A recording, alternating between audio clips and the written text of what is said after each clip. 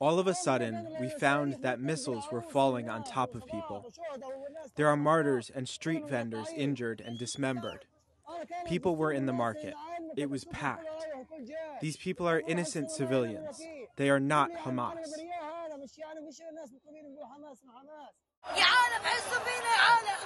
Our world, feel with us. We are tired. The martyrs are spread around. Call us ambulances. Bring us ambulances. We were sitting around, and all of a sudden, this happened.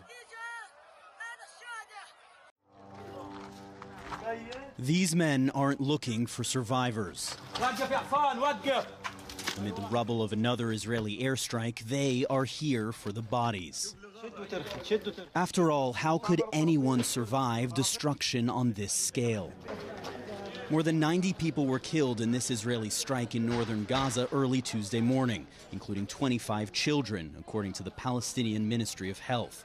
An Israeli military spokesman said the military was targeting a suspected terrorist in the area and did not intend to collapse the building. But the bodies have not yet all been counted, as this man can attest. Here's a body, and here's another, and another, he says, pointing out their locations. And then there are the bodies of this boy's uncle and cousin. Wedged between two thick slabs of concrete, a pair of feet is all that is visible. Gaza's rescue workers cannot reach this part of northern Gaza, which has been besieged by the Israeli military for nearly a month. That means no heavy machinery, just bare hands sifting through the rubble.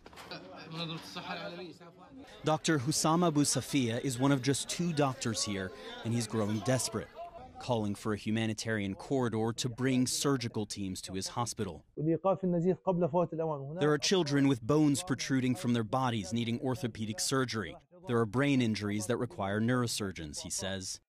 But Israel's parliament may make matters worse. In an overwhelming vote, Israeli lawmakers moved to ban UNRWA, the main UN agency aiding Palestinians, from operating in Israel or engaging with Israeli officials. Israel accuses UNRWA of ties to Hamas after linking a handful of its thousands of employees to the October 7th attacks, a blanket charge UNRWA vehemently denies.